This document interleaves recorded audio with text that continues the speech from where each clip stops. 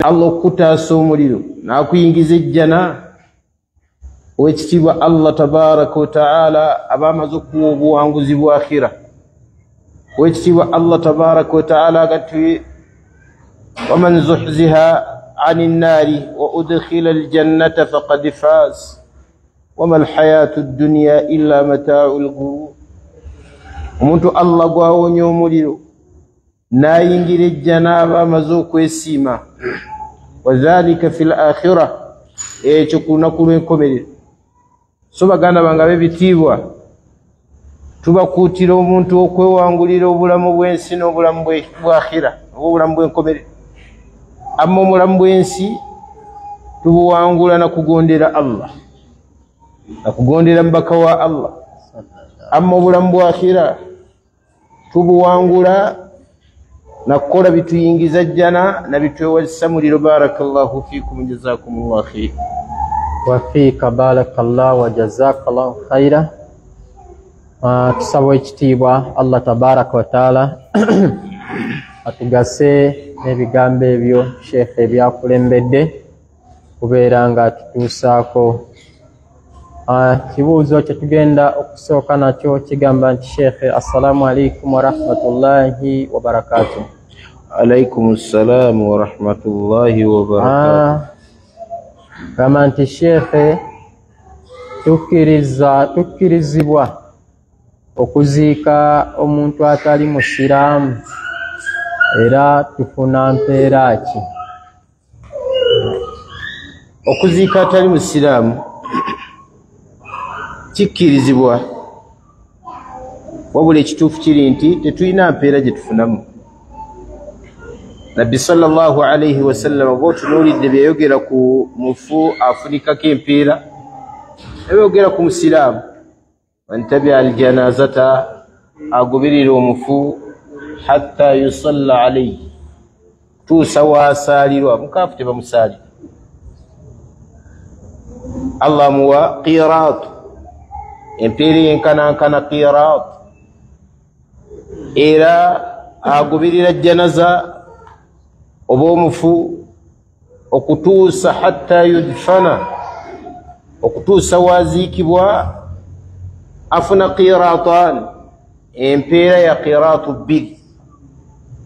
Nabbi bamubuuza nti qiraatu bbiri ze ziriwa? Yagamba alayhi salatu wassalam, nga bw'olaba ensozi ennene bbiri. Kitegeeza ki?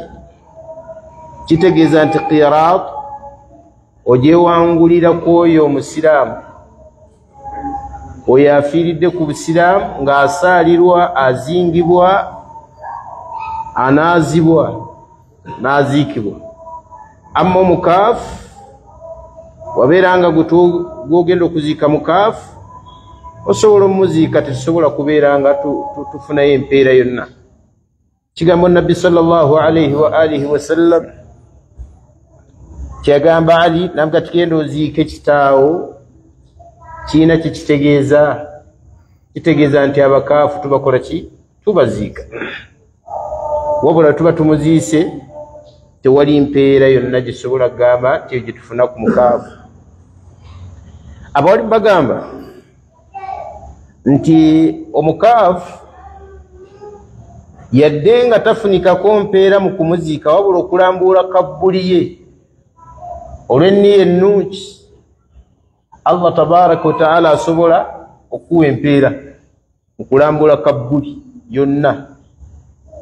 Olw'ekigambo kya Nabbi sallallahu alayhi wa alihi wa sallam, ala wa in laqad nahaytukum an ziyarati alqubur ala fazuruha, nali mbaziyiza okulambula kabbuli muzirambu.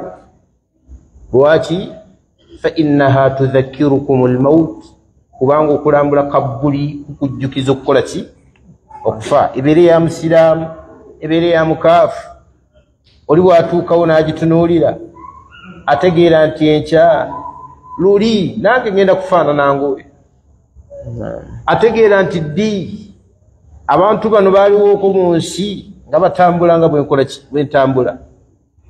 Naye bwatuuka ekiseera ne babeera nga bavaawo, abamu babawandiikako n'emyaka yafa 46 2 ajjukira nti olunaku lujja keera nga ye gwe bawandiiseeko nti yafa 2 bweziti kati kikujjukiza okufa buli wolambula kabbuli sawau kana kafiran au musliman aberenge yagirimu yali musiraamu oba mukaafu kabbuli eyo owekitiibwa Allah tabaraka wa taala akujjukiza nayo okufa nti buli kiseera omuntu abajjukira naye nja kubeera ng'ono. Barakallahu fikum, jazakumullahu khair. Wafika barakallah wa jazakallahu khaira. Kibuuzo ekiddako kigamba nti shekhe omuntu afudde nga tasaala tumukola tutya? Omuntu afudde nga tasaala aliko ebigambo bibiri eri abawali. Ekisookera ddala baga nti murtaddun, oyo aba yavadda mu busiraamu. Wa imata ala hadhihi alhaylula, bwafiira mu mbeera efaanana bwetyo fahuwa kafirun kharijun an alislam, aba mukaafu avudde mu busiraamu. Qawlu eriko aba madhhabu ga Imaamu Ahmad nga balaba nti taariku ssala kafirun, mukaafu. Era qawlu eriko ahadithi zombaka Muhammad sallallahu alaihi wasallam n'obujulizi okuva mu Qur'an. Wekitiibwa Allah agamba mu Qur'an suratu Tawba, fa in taabu wa aqamu ssalata فإن تابوا وأقاموا الصلاة وآتوا الزكاة فإخوانكم في الدين. abantu singa bakola tawuba ne basaala ne bawa n'ezzaka olwaba bafuuse baganda bammwe mu ddiini, ekitegeeza nti atasaala tabeera muganda waffe mu ddiini. Qawulu ey'okubiri oba hadiisi ey'okubiri, kigambo ekyokubiri mu bigambo bya Nabbi sallallahu alaihi wasallam ega nti al ahdu allazi bainana wa bainahum as-salah, endagaano oba enjawulo gye tulina wakati waffe n'abakaafu kusaala.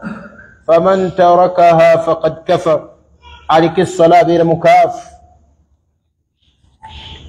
Era mu hadiisi endala Nabbi yalaga enjawulo baina arrajul wa baina ash-shirk wal kufr taruku as-salah, kutwawulira omushiriku n'omukaafu kusaala.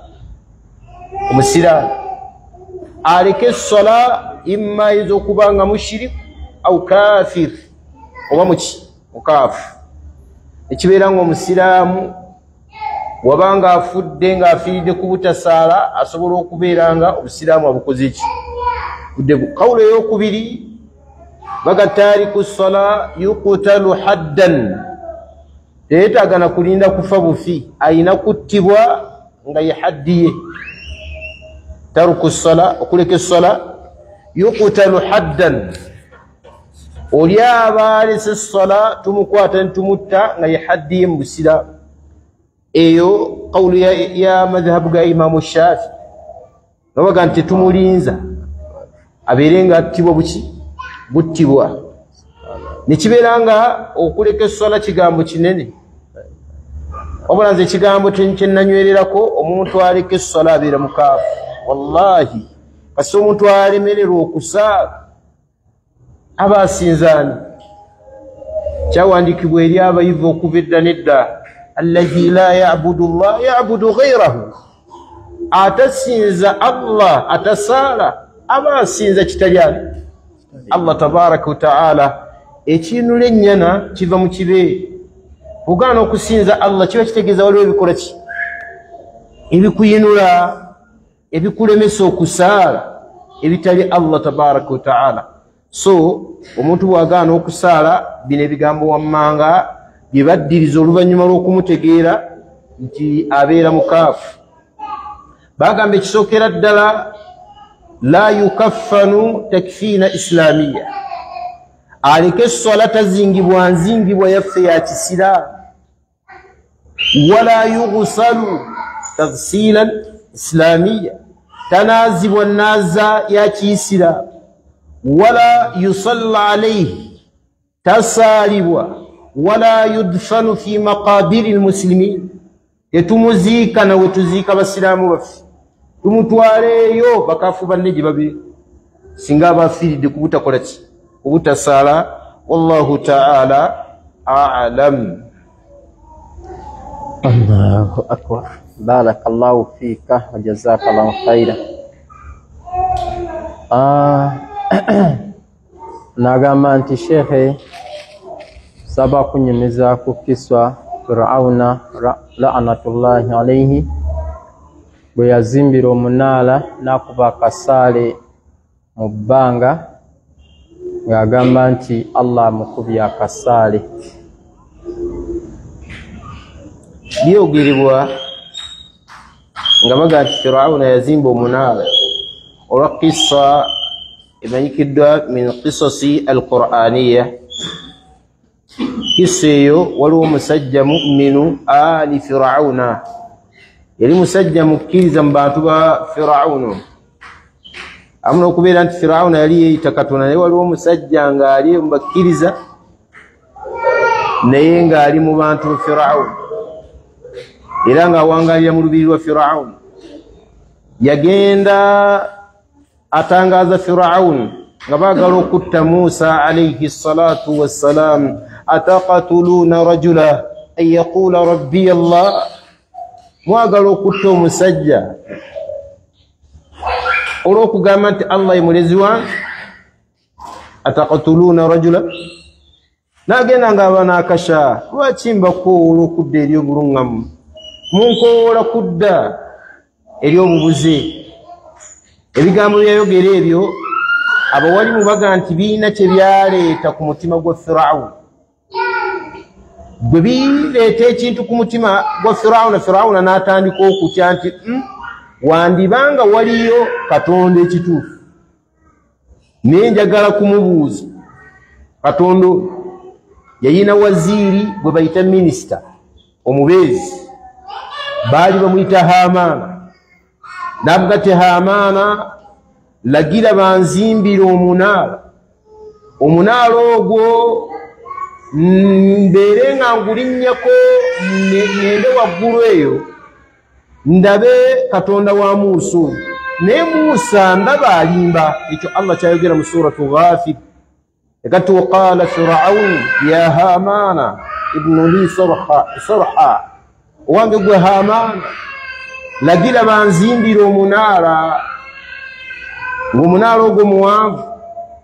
La'alli attali'u ila ilahi Muusa wa inni la adhunnuhu kadhiba, oba oliawo naalaba Katonda wa Muusa gwaŋŋamba, naye nsuubira era ndowooza Muusa ali bulimba.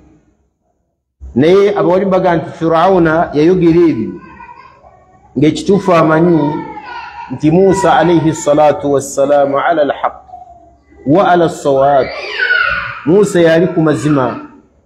Naye olw'okwekangabiriza n'okubeera nga ayina takabburu n'obukaafu, obwakabaka bwe n'obukulembeze bwamusingira okujjukira Allah tabaraka wa ta'ala.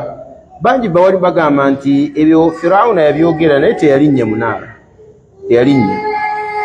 Era baga nti Qur'an lam yadhkuru dhalik, Qur'an teyakireeta nti yamala n'alinnya. So nga ate kissa ya Firawuna Allah buli yagireetanga yalinga atumalirayo olw'ebitundu ebimu nga bimalayo binne waabyo. So qawlu nze nange gye ndi kwegamba nti Firawuna teyalinnya, ebyo bya busaale bibagaana akubala si kituufu. Wallahu ta'ala alam. Barakallahu fika. Shekhe, tukkirizibwa okukima esswala singa nyingira muzikiti nensanga nga bamaze okusaala jama, bwe mba ngenda okusaala obanga tulina be tugenda osaala nabo, tukkirizibwa okuddamu ne tukima esswala? Ekiri mu sunna ng'omuntu agenda okusaala al-adhan wal-iqam wazina na kukima ki sala sawa kana aberenga agenda okusaala asala jamaa au munfarida oba nga asala yekka kiri mu sunna kwazina na kukima sala. ومنه قول النبي صلى الله عليه وسلم للصحابة ولم يتقاموا النبي صلى الله عليه وسلم يتقام الصحابة أراك تحب البادية نقولوا ويقالني يتشاروا شفا إذا كنت في باديتك وبير متشاروا تشيو فأذن يزين وارفع بها صوتك وبيرنغا ووانبيا وبوكانغولا كدبوز تري يشكولي لانغو يزين وبوكيمي الصلاة بير الجن يبا موتو إلا شهد لك يوم القيامة وكجا كونغا تيغينا كوا كو بجولي زكونا كلواتي القيامة نتبيرانغو موتو يناغندو كسال ayino kubeeranga yazina n'okukima essala akola kima yesunna wabanga abirese essala yenfula essala ntuufu era mu madhahib balaba nga besembeza ekigambo kya Anas bin Malik Allah musiime yayingira mu masjidi ng'essala ewedde fa adhana wa aqama Anas bin Malik n'akima essala n'ayazina n'okukima essala n'agikima. Kakati abawali bagamba nti omuntu bw'abazze mu masjidi ng'essala ewedde ayazina n'okukima essala. Eyo qawlu esooka. Qawlu ey'okubiri abamu ku bawali balaba nti fa in lam yu'adhin wa lam yuqim, singa tayazina n'atasaala era nakyo kisobola okukola.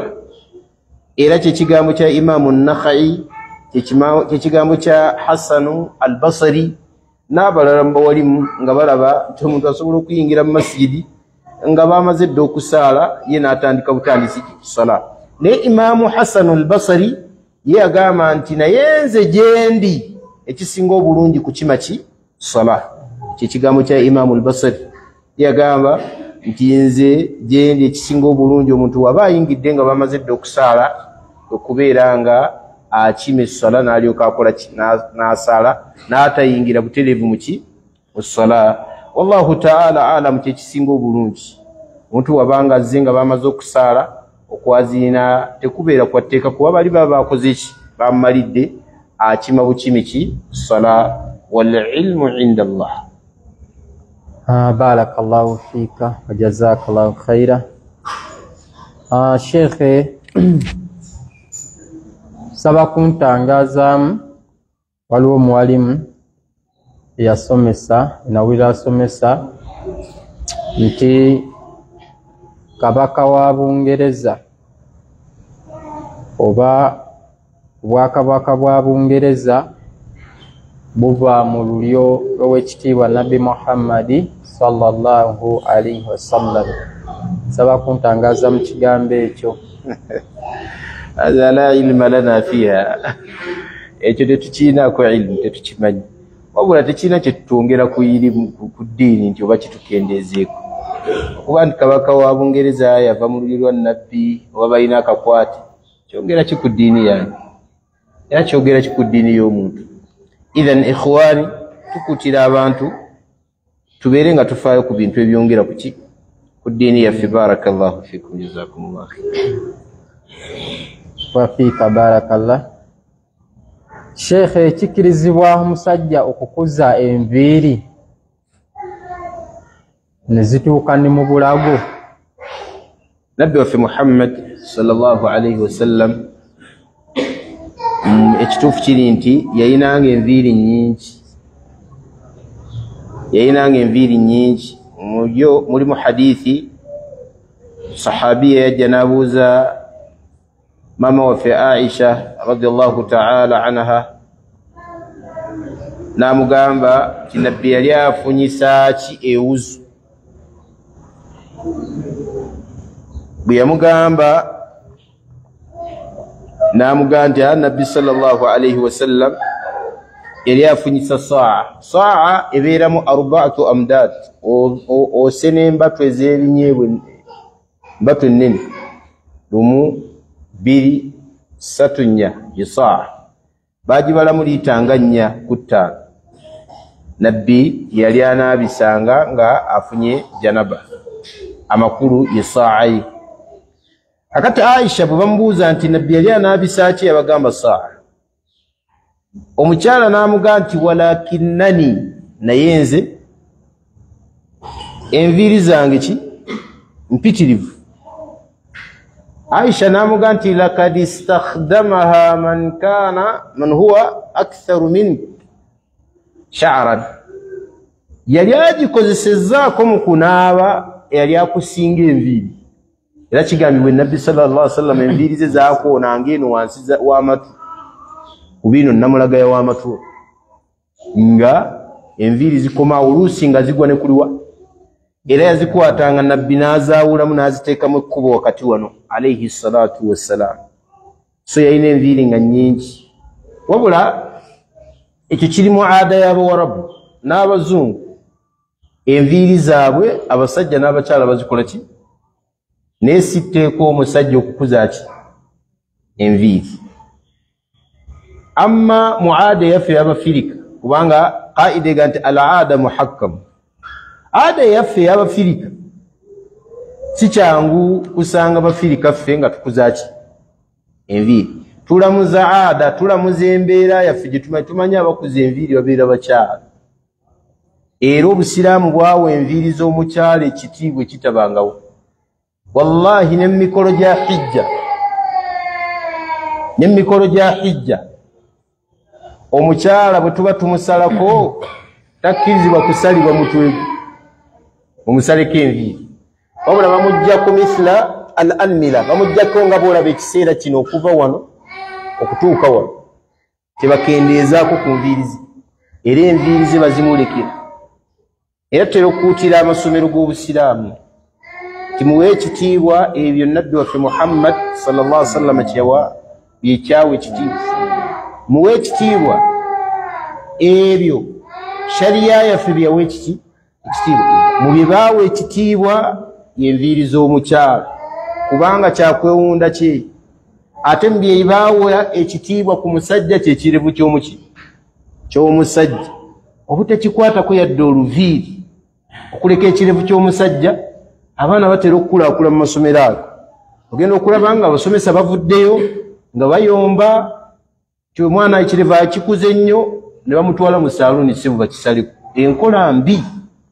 Omusajja takwata ku kirevu. Ekyokubiri, enkola y'abali Abayudaaya y'Abakatuliki. Ffe Abasiraamu tokkirizibwa kukwata kirevu kya muntu n'okisalako. Nabwe kiti enviiri z'omukyala tuzireke. Mama waffe Aisha kigambibwa yali atenderezanga Allah nga mu byayogerako ayogera ku kirevu ky'omusajja, alhamdulillahi allazi zayyana ar-rijala bil-liha, alhamdulillahi allazi zayyana ar-rijala bil-liha. Allah tabaraka wa taala atenderezebwe eyawunda omusajja n'amuwunda n'ekirevu. Wallahi omukyala n'abeera nga takiina. Kitegeeza ki? Kitegeeza nti ekyo Allah kye yawunda nakyo omusajja tekikwatwako. Akati ati nosanga abalala nga bakikola ki? Nga bawaliriza n'abalala. Bw'oba oyagala okuleka ekyokusala ekirevu kyo kireke, naye omwana bw'abanga asazeewo okuteeka mu nkola ensonga z'eddiini, olekere ekirevu kye. Nabwe kityo omwana omukyala tubasaba abasomesa obutasalako nviiri z'abaana bawala, muzibalekere, kubanga ekyo kyakwewunda kyabaki kyabawala. Waliwo obusongasonga bagenda baleeta busimanyi tetulina galunda b'amalaaya. Ani yabaga nti enviiri kiri kitegeeza b'amalaaya? Ani yagamba nti omukyala okukuza enviiri ze shariya zekyawa ekitiibwa nti kitegeeza nti omwana agenda kwonooneka? Ebyonoona abawala bingi nga tebabifanako, ng'okwambala obubi nosanga essomero nga liringa eritendeka b'amalaaya, obusikaati bukoma eno mu bisambi.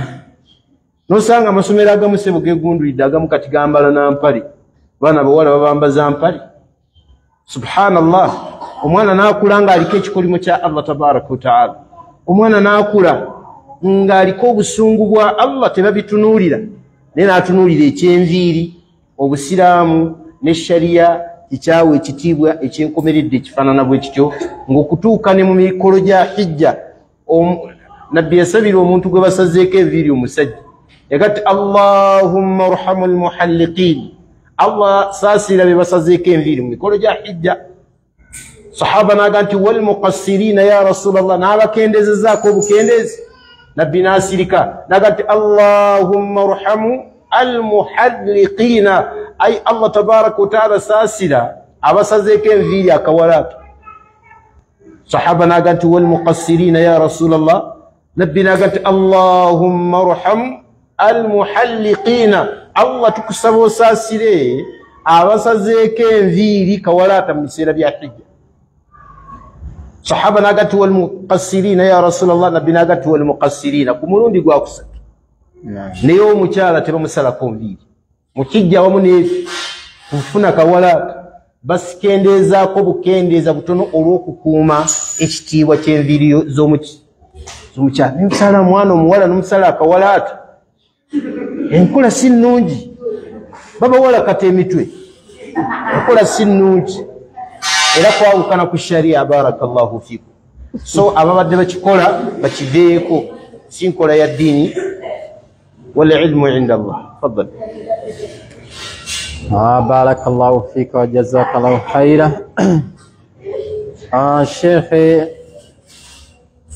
السلام عليكم ورحمة الله وبركاته mbuuza akabaani kalamulwa katya okukanyookeza mu busiraamu kuba nina neiba wange buli kumakya akeera kunyookeza akabaani akabaani masanda gabeera ku miti emiwafu gabeera ku miti payini naye avaako amasanda era amasanda ago aga kabaani oba ag'omuwafu oba aga payini oluusi gavaayo nga gawunya bulungi galimu akawoowo abamu ku wali mu baazuula nti bw'okanyookeza kasobola okutwala shayatini kazigoba era baga nti bakikolako tajiriba bwe banga taabiri eyo eri sahihi nga ntuufu tugamba nti tusobola okukakozesa nga tuzudde nti waliwo abantu abasumbuyibwa ki shayatini naye si tteeka nti kalina okukozesebwa wabula waliwo n'abashiriku abakakozesa nga bo daidana nkola yaabwe bakakozesa wabula wekibeera nga kyabuwoowo mu nnyumba kukuuma kawoowo nambeera nnungi azala baasa bihi tekirina bizibu muntu kubeera nga akabaani akanyookeza mu nnyumba esobola okubeeramu akawoowo wallahu taala alam barakallahu fiika ekibuuzo kiddako kigamba nti sheekhe kituufu mbu nabbi adamu alayhi salatu wassalaamu taba kulya kibala Allah kye yamugaana twandibadde tetufa okufa amrun maqdurun azaliyun qadim okufa nsonga Allah yagigera okuva edda nedda nga buli muntu alina okufa oba buli mwoyo buli muntu alina okufa era owekitiibwa Allah tabaraka wa taala bwe yamala okutonda ebitonde bantu ekyo Allah n'akiwandiika qadiman si kyajjo wabula kyaliwo wama kaana libashari an tamuuta illa biidhnillah wama kaana linafsin an tamuuta illa biidhnillah kitaaban muajjala omuntu bw'aba afudde tasobola kufa okujjako nga Allah tabaraka wa taala asazeyo ekyo Allah kitaaban maktubun alayhi yakiwandiika dda yakigera adamu abakulya kibala atalidde okufa twalikoze ki kullu nafsin dha'iqatul maut kullu nafsin dha'iqatul maut omuntu yenna alina okukola ki okufa era Allah tabaraka wa taala bwe tunaamala okufa agenda kutuwa empeera yaffe nga tumusinkanye byombi yakolereranga Allah abimuwe kati baganda bange ne bannyinazi bigambo gaabwe batera okwogera nano bakatuliki batera okubyogerera baga nti Adamu yali ekibala ekyamulisa ekibala simanyi kubeeranga kyekyaviirako abantu okubeeranga tulina okufa tusaanewo tuba kubanga tetulya kibala taba kubanga teyalya kibala singa ffenna weetuli ebyo si bituufu eyo enkola emanyikiddwa nga bagenda bajoogera yo weekitiibwa Allah tabaraka wa taala kyeyatuwandiikako yawandiika nga buli muntu alina okufa oba afaanana atya Adamu nga si wakubeerawo bugenderevu na bugenderevu ng'ekiseera kijja kutuuka Allah amukole ki amujjulule Allah bw'ati bwe yakigerera barakallahu wa barakallahu fika. Sheikh saba kuntangaaza mu kibala ki kyebagamba Adamu kyeyalya? Ekibala Adamu kyeyalya yalya muti. Allah yali sarih yali kiriya nnyo mu Qur'an. wa idh qulna lil malaikati isjudu li adama fasajadu illa iblis aba wastakbara wa kana min al kafirin wa qulna ya adamu uskunu anta wa zawjuka al janna. Twagamba Adamu etumugamba beera ne mukyala wo Hawa mu jjana wa kula minha ebiri mu jjana byonna mukole ki muli wala taqraba hadhihi ash-shajara. Allah yasonga ku muti naga temusimbirira omuti ogwo Allah bw'ati bwe yaguyita. Amma bagenda bivunula mu kye bayita omuti kimanyi bitegeeza kugenda mu nsonga za bufumbo. Kullu hadhihi batil, si bituufu.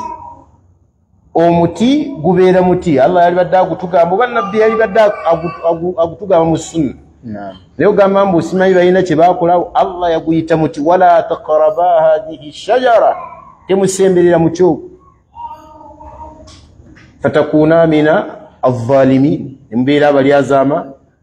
Era Allah tabaraka wa taala bwe yalinga asonga dhamairi nga zidda ku muti fa azallahuma ash-shaytanu anha ani shajara.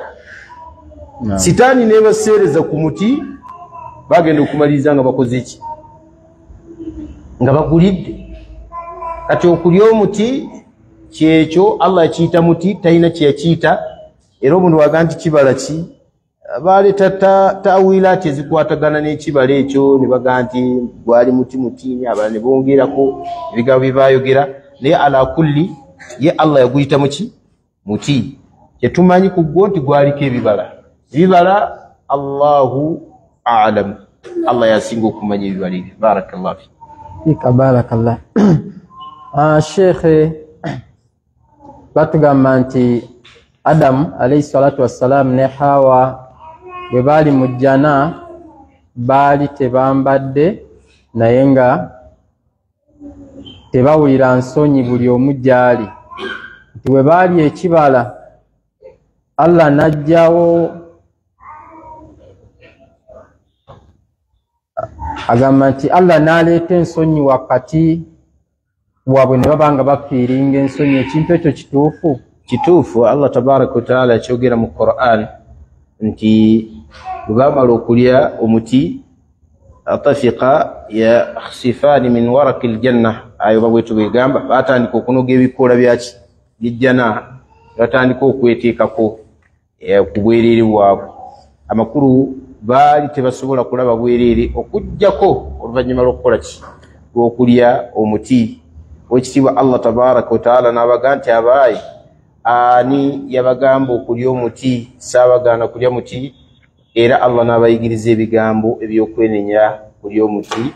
Wekitiibwa Allah tabaraka wa taala n'abasonyiwa Adamu ne Hawa. Barakallahu fi wafiika. Barakallah. Ekibuuzo ekisembayo biidhinillah olw'obudde kigamba nti Sheikh saba kuntangazaamu ku ngeri gye tunaabamu janaba n'olunaaba olwa bulijjo.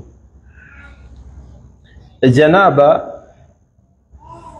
kitegeezaamu ekizuusi ekimu ku bizuusi ebyogerwako ebinene omuntu okubeera ne janaba. wayastawjibu al-ghusl era bakifunye etteeka alina kunaaba mubiri gwonna. So man hadatha lahu al-janab yenna abafunye janaba abafunye kibayita al-hadathul akbar ekizuuso ekiki ekinene.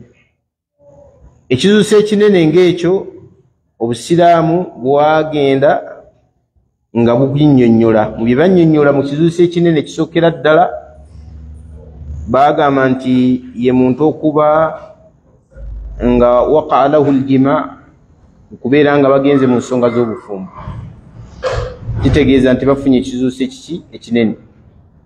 Au nuzulu al-mani, oba omuntu okuvaamu amazzi g'ekikulu, era nakyo kitegeeza janaba, ase omuntu avaamu amazzi g'ekikulu.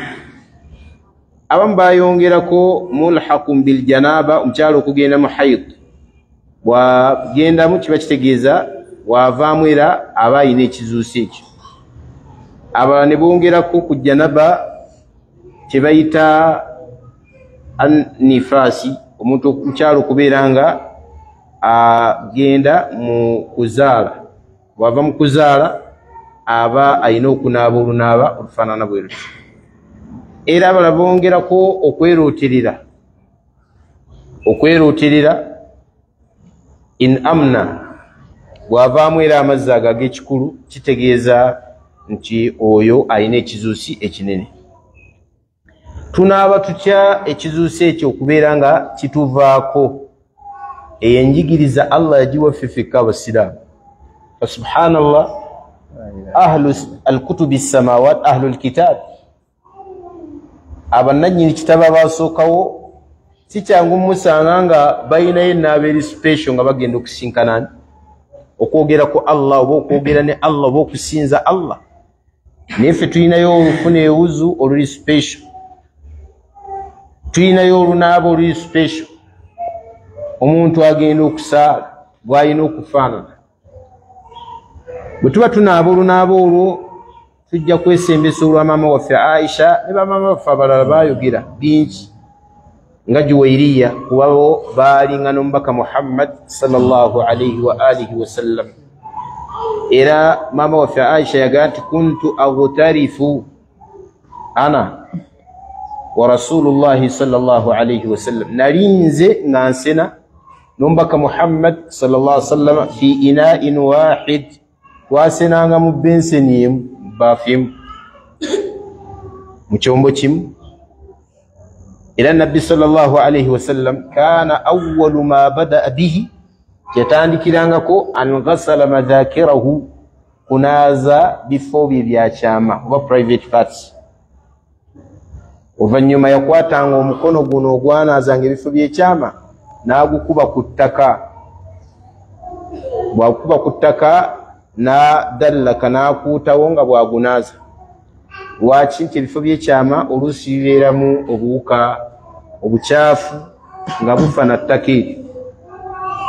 Bwe yamala awo nabbi waffe alayhi salatu wassalaam yanaazanga engalo ze, bwe yamala ng'ozinaaza n'abeera nga afuraga yasena amazzi, watawaddaa wudu'ahu lissalati, n'afuna wuzu nga gy'ofuna ng'ogenda okukola ki? Saala. Oluvannyuma bwe yafunanga ewuzu eyo oluusi yalekangayo ebigere, oluusi ebigere n'abinaaba mu hadithi ez'enjawulo oba mu riwaaya ez'enjawulo. Nabbi alayhi salatu wassalaam thumma afuraga yasenanga wa ghasala ra'sahu thalatha, n'anaaza omutwe gwe emirundi 3 n'amazzi. Enviiri bwe ziba nkulu tukhallil, oyisaamu ku nnwe okusala amagezi nti amazzi gayingira ku ki. Bwe zibeera nga nsibe okwata ekyangwe n'oziyisaako amazzi gasobole okunnyikira mu ki, munda. Ayina obudde obusimulula asimulula, bw'aba tasimuludde la ba'asa bihi endi, nze gye ndi tekirina buzibu. Olw'ebigambo bya maama waffe Aisha eyalaga nti ekyo tekirina buzibu. Yawulira nga waliwo agamba nti basimulula enviiri ezo, aga nti abalagirire ddala bazikole ki, bazisaleko era naga nti okubalagiro zisimulula baali zisaliddeko ddala. Akati ne kibeera osobola ozikuuta amazzi gannyikire, bw'oba oyina ntono naaba bunaabi mutwe, bw'omalirizaawo kwata amazzi obeere ng'oyiira omubiri gwonna. Omuntu akozesezza ekyangwe ne sabbuuni talina buzibu, nga tannaba kuweeyiira mazzi ago. Weekuuta omutwe gwonna olumala wuzu n'okuuta omubiri gwonna, sabbuuni n'ekyangwe, kuba abawalimu abamu baga nti okunaaba okwo kulina okubeerako tadliik, okufuuta. Kale kozesa ekibatu okole ki? Okuute, kiba kitegeeza nti alina ekyangwe min baabi awla, yasinga okubeera omulungi. Then bw'omala okunaaza omubiri ogutandikira sayidi eya ddyo ne sayidi eya kkono, n'omala n'ogunaaza gwonna okutuusa bw'otebenkera nti tekusigadde paati ku mubiri okuggyako ng'efunye ki? Efunye amazzi. Oluvannyuma okuba step emu n'ogikuba bw'oti ekigero okuva w'obadde onaabira n'onaaza ebigere ebibiri, janaba kiba kitegeeza ekoze ki? Ewedde. Wallahu ta'ala a'lam. Wa barakallahu fiika wa jazakallahu khaira. Inshallah tugenda sukkawo olw'obudde. Ebibuuzo ebisigadde bye tujja okutandikirako omulundi ogujja biidhini subhanahu wa ta'ala. Tusaba ekitiibwa Allah tabaraka wa ta'ala obudde bwe tumaze wano n'abo abali ku Rawda Islam Media, tusaba ekitiibwa Allah tabaraka wa ta'ala abeerenga atugasa nabo, atuwemu empeera esinga okubeera ennungi fi dunya wal akhira. Tusaba ekitiibwa Allah tabaraka wa ta'ala agikuume nga y'enkola yaffe okutuusa akaseera kanaatujja bulamu buno obw'edduniya. Wa barakallahu fiikum. Assalamu alaikum wa rahmatullahi wa barakatuh. Alaikum salaam.